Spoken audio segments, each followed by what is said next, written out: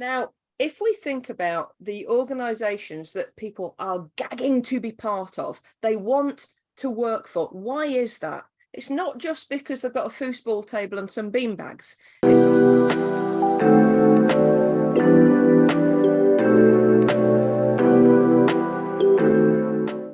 With a passion for helping people unleash your awesome, how would you define your own awesome? I think awesome is different for everyone. I think awesome is a feeling rather than a thing.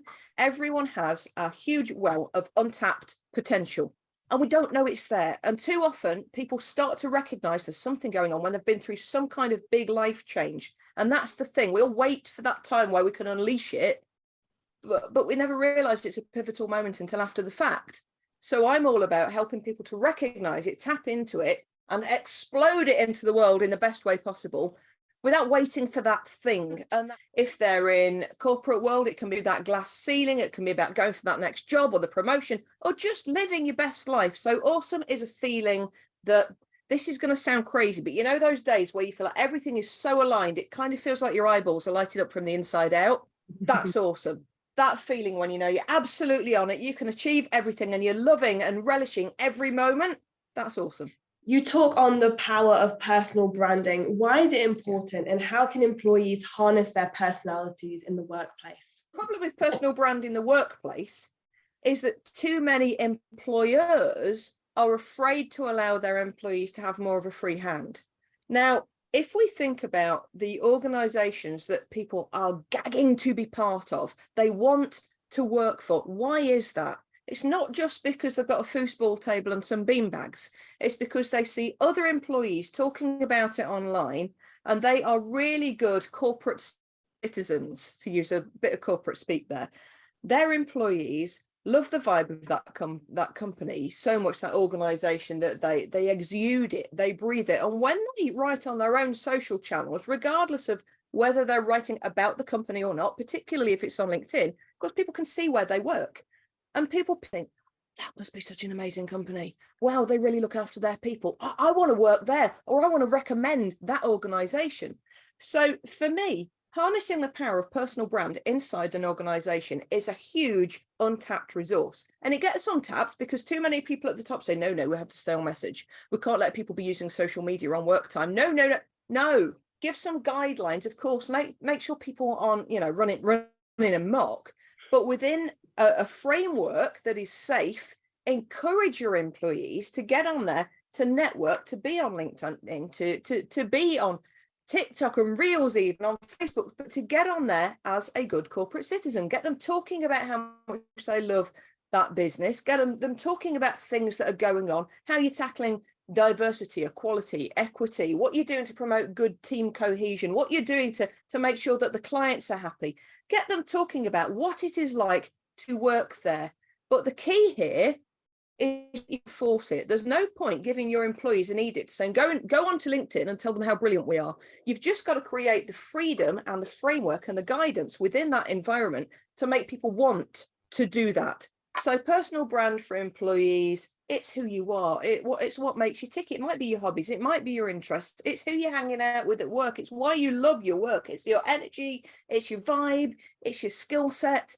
And I think if more corporate managers were willing to embrace that and give their people the trust and the freedom within a safe framework, they would immediately find that their social footprint, their following, their credibility leveled up. And that's going to be good for everything from staff retention all the way down to bottom line. A happy team will be a more productive team, and it all comes back to that level of trust and freedom. Can you describe your journey to public speaking and coaching? So my journey through to public speaker, coach, well, I initially went into the workforce as a journalist. Right at the tender age of 16, I went in as a trainee journalist on a regional newspaper group, having gone on work experience, and them saying, we are impressed by you, come and have a job. And I went, okay, bye A-levels and extra GCSEs. Best training ever, but hard work and the worst in the world. But I went from there to goal setting. I've always done, back then I called it goal setting. Now I talk about intentions a lot more, because for me, people are more likely to go for intentions. Intentions are goals with soul, rather than it being something that you think you should do. It's something that you full body, mind, spirit, energy want to achieve. And I've always done that. I used to look at somebody else and go, I want that job, or I want that, or crazy things. So I remember someone once said to me when I was early 20s that they wanted to have a job where the income was bigger than their years of age. If that makes sense. And then I set out to do that, and I smashed every one of them. So goal settings, being really, really clear on what I wanted to achieve, I'd always naturally done. And I went from that through into marketing roles and PR roles, and then back into newspapers, and then into magazines. And I kept getting headhunted after headhunt after headhunt, and eventually ended up as UK director for what at the time was one of the world's biggest publishing companies. And by then, without wishing to brag, I could do that job standing upside down, blindfolded, and with my hands tied behind my back. And eventually I realized that that job was beautiful for the ego. You know, I had the designer clothes and the bonus checks and the big cars and the international travel, brilliant for the ego. But inside, in here, I was breaking. I was absolutely crumbling. And it was because that work no longer filled me up anymore. I could do it. You know, I was frequently brought in as a turnaround agent to a magazine that wasn't perhaps hitting the market leader and getting it to that point and then some. But it wasn't making enough of an impact. It was powerfully impacting bottom lines, but it was missing in here, great, here, nothing. But I kept going through the motions, as so many people do. I'd started to recognize that my real interest lay in helping and inspiring other people. By the time I got to that pinnacle of my corporate career, I'd been through some really difficult times. In my early 20s, I'd been through a really bad case of domestic abuse.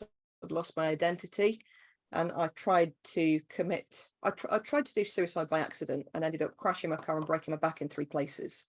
And I came through that, but still it wasn't right. So even then, in my 30s, in this career that looked beautiful on paper, it was paper. This was a facade. I was Captain Cardboard. There was nothing happening behind the surface. But that surface was so gleaming and so perfect that nobody realized there was anything wrong. So in 2006, a load of things all hit my personal fan at once. An uncle died, my dad died. I'm an only child. I was trying to manage all of that. My financial future, as I thought it would be at that point, was very quickly disappeared. So I was having to contend with that. There were difficulties around coming out. I've been with my now wife for many, many years, but some of the family had issues around that and were asking me to stay in the closet. And now here I am. My dad's died. I'm trying to handle everything, and I really need my partner by me. I really need support. So that was going on. And then my partner, Asha, was diagnosed with multiple sclerosis and then made redundant. And all of this happened in an 8-week period.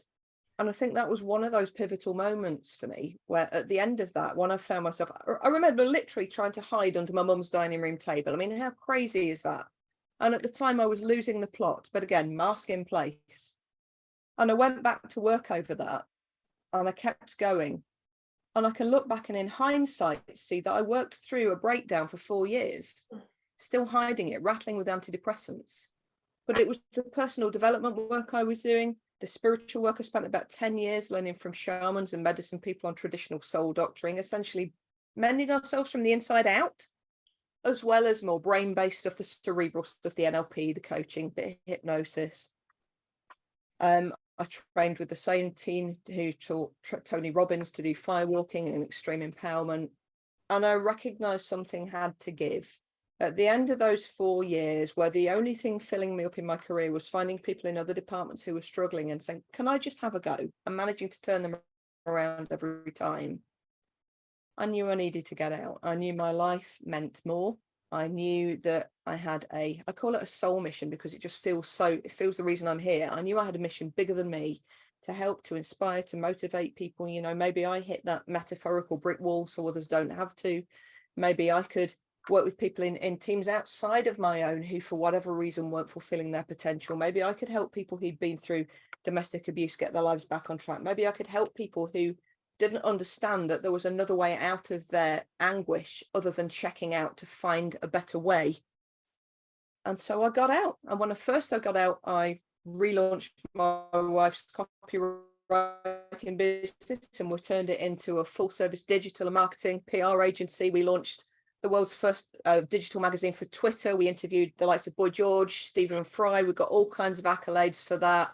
And that was all brilliant.